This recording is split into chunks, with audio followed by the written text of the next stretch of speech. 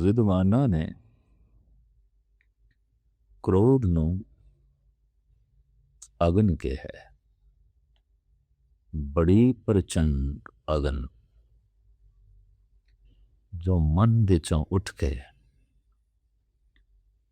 ਤਨ ਨੂੰ ਵੀ ਰਾਖ ਕਰਦੀ ਹੈ। ਮਹਾਨ ਇਹ ਪ੍ਰਬਲ ਅਗਨੀ।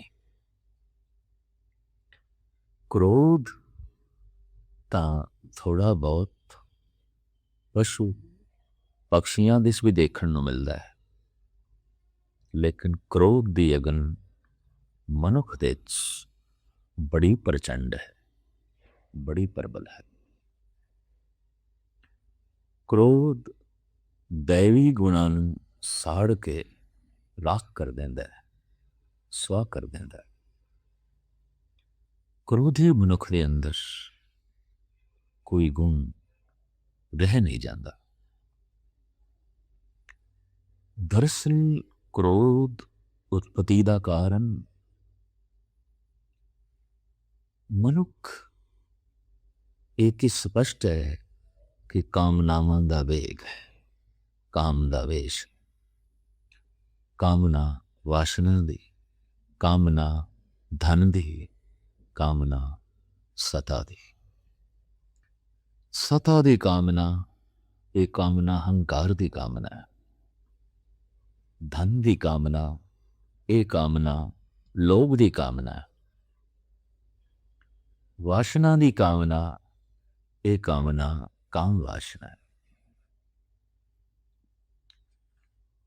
ਜਿਸ ਤੋਂ ਵਾਸ਼ਨਾ ਦੀ ਤ੍ਰਿਪਤੀ ਹੋ ਜਾਏ, ਜੋ ਲੋਭ ਪੂਰਤੀ ਦੇ ਸਹਾਇਕ ਹੋਵੇ, ਮਦਦਗਾਰ ਹੋਵੇ, ਜੋ ਅਹੰਕਾਰ ਨੂੰ ਪੱਠੇ ਪਾਵੇ, ਉਹ ਮੇਰਾ ਪ੍ਰਤੀਤ ਹੁੰਦਾ ਹੈ, ਉਸ ਤੇ ਮੋਹ ਆਉਣ ਲੱਗ ਪੈਂਦਾ ਹੈ, ਚੰਗਾ ਲੱਗਦਾ ਹੈ। ਪਰ ਜੋ ਵਾਸ਼ਨਾ ਪੂਰਤੀ ਦੇ ਰੋਕ ਖੜੀ ਕਰ ਦੇਵੇ, ਲੋਭ ਪੂਰਤੀ ਦੇ ਦੀਵਾਰ ਬਣ ਜਾਏ, ਅਹੰਕਾਰ ਸਤਾ ਪ੍ਰਾਪਤੀ ਲਈ ਰਸਤੇ ਦਾ ਰੋੜਾ ਬਣ ਜਾਏ, तो फिर उस ते क्रोध आ जाता है। क्रोध उस वक्त पैदा होता है जब वासना अतृप्त रह जाए, लोभ अतृप्त रह जाए, अहंकार अतृप्त रह जाए, और जिस दे राही महसूस होवे कि वासना अतृप्त रह गई है, लोभ अतृप्त रह गया है, अहंकार अतृप्त रह गया है, बस उसे थी प्रबल क्रोध आंदा है। उसे नु ही चबा जान नु जी करता है, वेजा रेजा करन नु जी करता है। पर जो मददगार होवे, सहायक होवे, वासना पूर्ति विच, धन संपदा की पूर्ति दे, सता की पूर्ति दे बहुत प्यारा लगता है, मोह आ जाता उसते, उन्होंने सीने नाल लाण नूं जी करता है। तो क्रोध की है? अतृप्त वासना। क्रोध की है? अतृप्त लोभ। क्रोध की है? अतृप्त अहंकार। विद्वानों का कथन है, अगर क्रोध है तो किसी होर दुश्मन की लोड़ नहीं। दुश्मनी की खान है क्रोध। दया है, प्रेम है, तो कोई होर किसी मित्र की लोड़ नहीं। सारी मित्रता की खान है दया और प्रेम। क्रोधी ते देवतियां तक नूं दुश्मन बना लेंदा है, प्रेमी गलियां दे कख नूं भी मित्र बना लेंदा है, राक्षसां नूं भी मित्र बना लेंदा है। क्रोधी महामूढ़ है, प्रेमी ज्ञानी है, सियाणा है, सूझवान है, सुचेत है। तदी ते कहने ने क्रोध पैदा ही अचेत अवस्था तो होंदा है। उर्दू की कहावत, गुस्सा बेवकूफी से शुरू होकर पश्चाताप पे जाके खत्म हो जाता है। क्रोध अगर एक मैंबर दे, एक सदस्य दे, घर दे एक प्राणी दे पैदा हो जाए तो सारा घर महाभारत दा अखाड़ा बन जाता है। घरेलू युद्ध, घर दे कलेश, और यही परिवार जे पूरे दा पूरा किधरे क्रोधी हो जाए तो सारे महल्ले नो महाभारत बना देंदा है। किधरे सारा महल्ला क्रोध दी अगन दे, प्रचंड अगन दे जलन लग पवे तो फिर देखण दी छाया ये पूरा महल्ला सारे शहर नू जला के खाक कर दे। सारा शहर महाभारत बन जाता है। इसी तरीके नाल एक मुल्क दा क्रोध किसी मुल्क प्रति जंग दा कारण बन जाता है। और थोड़ा थोड़ा करके जब सारी दुनिया का क्रोध यकजा होंदा है, इकट्ठा होंदा है, उदों ही विश्व युद्ध होंदा है, वर्ल्ड वार हो जाती है। एक सतलुज महाभारत नहीं, सारी दुनिया महाभारत बन जाती है। बड़ा भारी विनाश होंदा है मनुखता दा। हर पासे कबरां ही कबरां, हर पासे शमशान ही शमशान। सिर्फ शहर दे एक कोने दे शमशान घाट नहीं, सारी दुनिया शमशान घाट बन जाती है। क्रोध ता ऐसी अगन है, सारी मनुखता नू जला के खाक कर देंदी है क्रोध अगन। विद्वान ऐसे भी कहते ने और प्रत्यक्ष दिखाई ही देता है कि खूबसूरत फुल्लां दा बीज अत्यंत करूप ते कठोर होंदा है, पर इन्हां कठोर और करूप बीजां नूं अनुकूल धरती मिल जाए, वातावरण मिल जाए, मौसम मिल जाए तो इसी कठोरता विचों कोमलता झलकन लग पैंदी है। इसी करूपता विचों सुंदरता डुलन लग पैंदी है। उसे निर्गंध विचों चारों पासे सुगंध फैलन लग पैंदी है।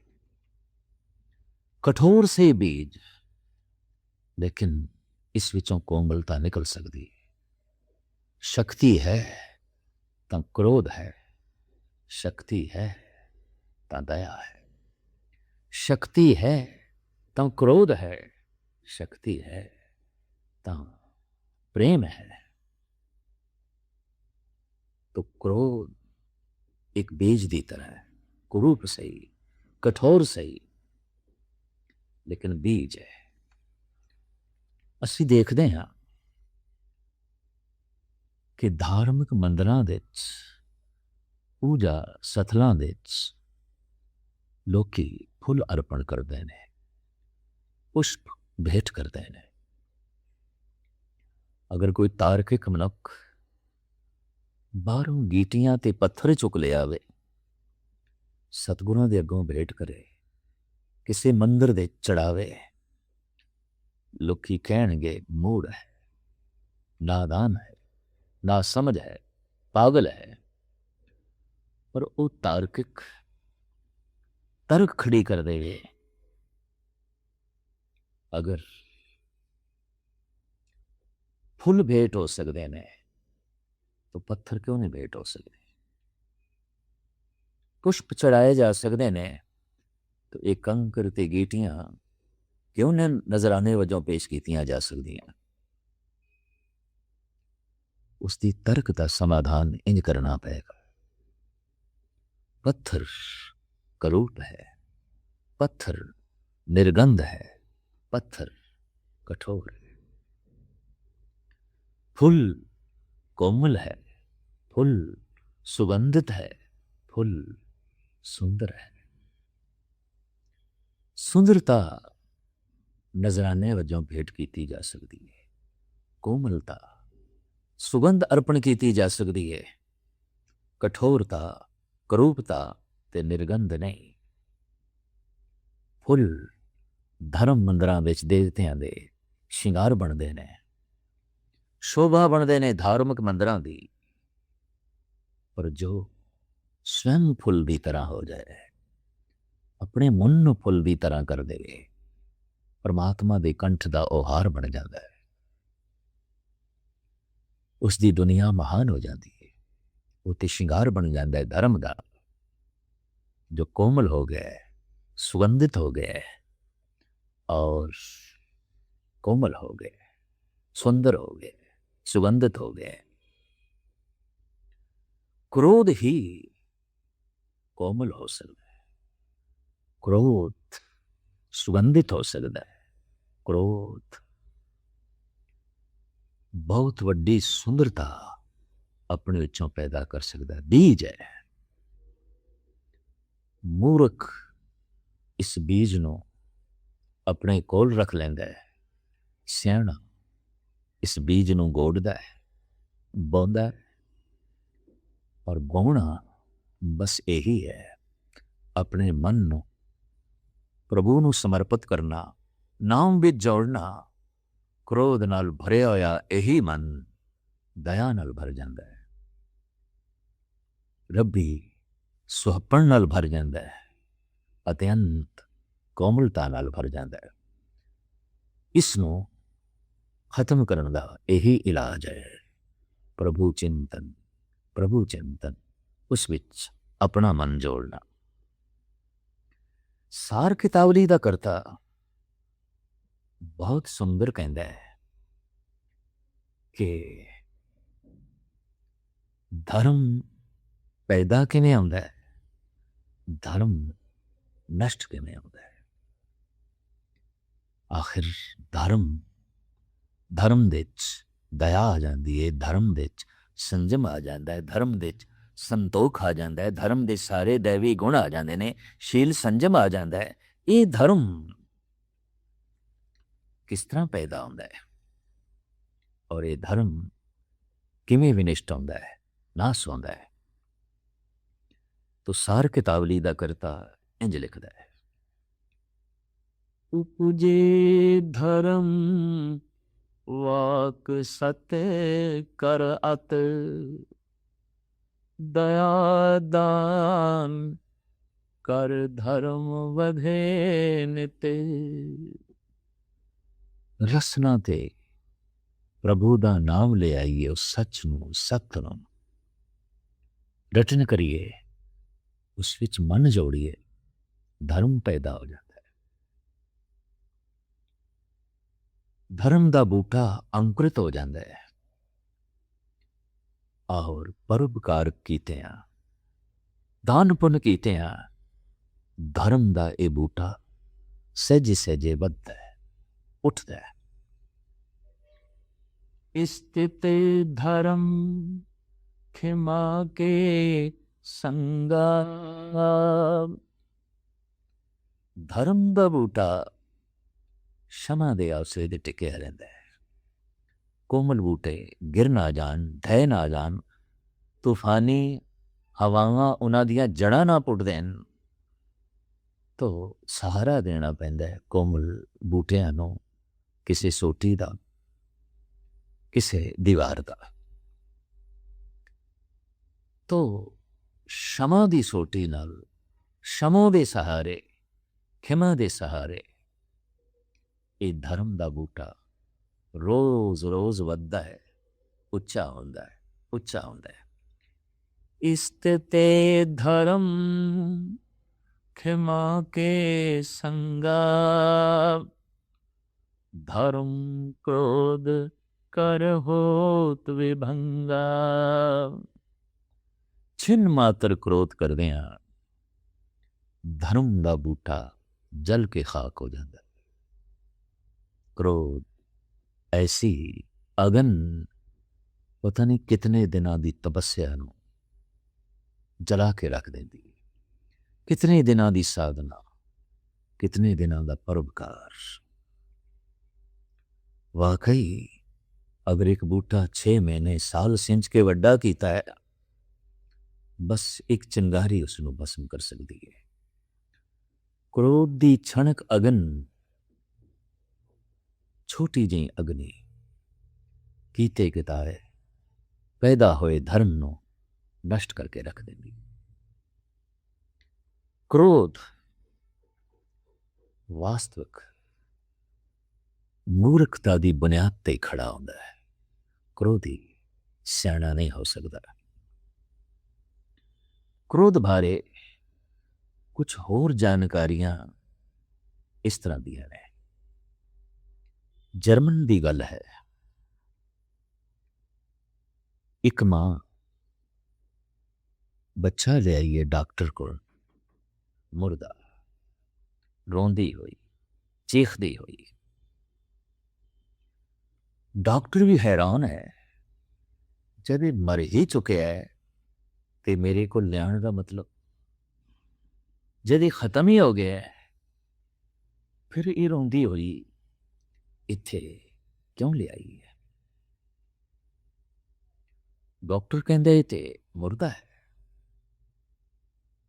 ਰੋਂਦੀ ਹੋਈ, ਬਿਲਖਦੀ ਹੋਈ, ਮਮਤਾ ਦੀ ਮਾਰੀ ਮਾਂ ਕਹਿ ਰਹੀ ਹੈ, ਹਾਂ ਮਰ ਗਿਆ ਇਹ ਤੇ ਠੀਕ ਹੈ, ਪਰ ਮੈਂ ਇਸ ਵਾਸਤੇ ਲਿਆਈ ਹੈ, ਕਿਉਂ ਮਰਿਆ ਹੈ, ਕਿਵੇਂ ਮਰਿਆ ਹੈ, ਮੈਨੂੰ ਕੁਝ ਕਾਰਨ ਨਹੀਂ ਦਿਖਾਈ ਦਿੰਦਾ। ਅੱਛਾ ਤੂੰ ਇਸ ਵਾਸਤੇ ਲਿਆਈ ਹੈ? ਡਾਕਟਰ ਉਸ ਬੱਚੇ ਨੂੰ ਵੇਖਦਾ ਹੈ, ਆਪਣੀ ਸਿਆਣਪ ਨਾਲ ਜਾਂਚ ਪੜਤਾਲ ਕਰਦਾ ਹੈ, ਮਾਂ ਨੂੰ ਪੁੱਛਦਾ ਹੈ, ਇਹ ਦੱਸ ਕਿਵੇਂ ਗੁਜ਼ਰਿਆ, ਕਦੋਂ ਗੁਜ਼ਰਿਆ? ਬਸ ਮੇਰੀ ਗੋਦ ਦੇ ਸੀ, ਮੇਰਾ ਦੁੱਧ ਪੀਂਦਿਆਂ ਹੀ ਪੀਂਦਿਆਂ ਇਹ ਸਿਰ ਸੁੱਟ ਬੈਠਾ, ਖਤਮ ਹੋ ਗਿਆ। तो मतलब होया तेरा दुध पींदिया पींदिया मर गया। क्या दसेंगी जिस वक्त तू इस बच्चे नू दुध पिला रही सी, तेरी मनोदशा की सी, तेरी मानसिक हालत की सी? ये मां कहती है मेरा ते पति नाल झगड़ा चल रहा सी, बहुत उच्ची बोल चाल चल रही सी, ये बच्चा विचकार रोन लग पिया, मैं इसनूं दुध पिलाण लग पई, पर गाली गलोच साडी चल रही सी, मैं क्रोध नाल उबली हुई सी। तो डॉक्टर ने कहा, ऐ बीवी तू इस बच्चे नूं दुध नहीं पिलाया, जहर पिलाया है। जब तू क्रोध नाल उबली, क्रोध करके तेरियां शरीर दियां ग्रंथियां ने जहर उबलनी शुरू की थी, उन्हां गंढां चों जहर निकली, वो खून विच पिवस्त हुई, वो दुध विच लीन हुई, तो बच्चे नूं जहरीला दुध पिलाया है। तेरे क्रोध करके जहरीला हो गया तेरा दुध। इसका मतलब है क्रोध जहर है और सारे शरीर नूं जहरीला कर देंदा है। पर इस तो उल्ट भी हो सकता है, अगर शरीर जहर नाल भर सकता है, खून जहरीला हो सकता है, तो खून अमृतमयी हो सकता है, शरीर अमृतमयी हो सकता है। परम भगत श्री नामदेव जी महाराज का फरमान, 10 बैरागन मोहे बस कीनी, पंचों का मिटना। 70 दोए भरे अमृत सरे, बिख को मार कढ़ाओ। पाछे बहुर नयावन पाओ, अमृत बाणी घटते उचरो, आत्म को समझाओ। ये 10 इंद्रे मैं काबू च कर लेने। पंज विषयां दा ते नामो निशान मिट गया। वासना, क्रोध, लोभ, मोह, अहंकार, इन्हां दा नामो निशान ही मिट गया। ये ते रहे ही नहीं। 70 दो भरे अमृत सर, बिख को मार कढ़ा। शरीर विच आयुर्वेद की पद्धति के मुताबिक 72 मोटियां नाड़ां ने, 70 दो 72, जिन्हां विच खून वड्डे रूप विच गर्दिश करता है और उस तो छोटियां छोटियां तंतुआं ते नसां नूं मिलदा है। लेकिन मूल रूप विच वड्डियां नाड़ां ये 72 ने। भगत जी कह रहे ने, ये 72 नाड़ां, इन्हां विच खून गर्दिश नहीं कर रहा, अमृत गर्दिश कर रहा। मेरा खून खून नहीं रहा, अमृत हो गया। और जब खून अमृत हो गया तो बोल अमृतमयी हो गए। अमृत बाणी घटते उचरों, आत्म को समझाओ। जे खून अमृत हो गया तो दृष्टि अमृतमयी हो जाती है, बोल अमृतमयी हो जाते ने। रोम रोम दे चों अमृत दियां तरंगा निकलदियां ने। इसनों शायरे मशरिक डॉक्टर मुहम्मद इकबाल ने बड़े आलमाना ढंग नाल इंज बयान किया है। एक फूल गर चाहे तो गुलिस्तान बन जाए, इंद बूंद गर चाहे तो तूफान बन जाए। एक फूल गर चाहे तो गुलिस्तान बन जाए, एक बूंद गर चाहे तो तूफान बन जाए। एक खून के कतरे में वो तासीर है, एक कौम की तवारीख का अनवान बन जाए। एक बूंद खून दी, एक कतरा खून दा, जे किदे उसदे सही ढंग दा उछाल आ गया, समुची कौम दी तवारीख दा, इतिहास दा सिरलेख बन जाता है, सिरमौर बन जाता है। खेडते खून दी प्रभु चिंतन दे नाल जो पवित्र तरंगा मन नूं अंदौलत करदियां ने, और मन दा यही वेग शरीर नूं प्रभावित करता है। खून प्रभावित होता है, पावन हो जाता है खून, पवित्र हो जाता है खून। कहावतां ते खून दे संबंध विच कई ने।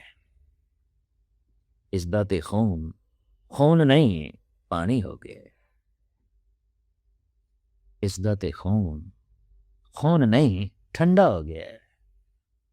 इसदे खून विच कोई गरमाश नहीं, इसदे खून विच कोई लाली नहीं, पानी हो गया।